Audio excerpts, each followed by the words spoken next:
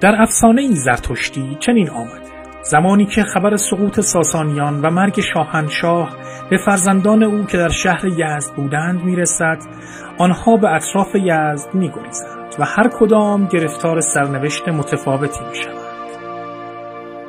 یکی از فرزندان او که نیکبانو نام داشت به سوی اردکان و کوهی به نام چکچک میرود.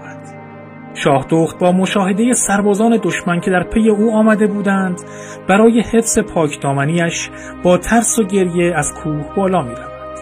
اما از آنجایی که دشمن فاصله زیادی با او نداشت، با آهی بلند از کوه می خواهد که او را نجات دهد و همچون مادری در آغوش بگیرد. در این لحظه کوه شکاف خورده و نیکبانو از نظرها پنهان می شود.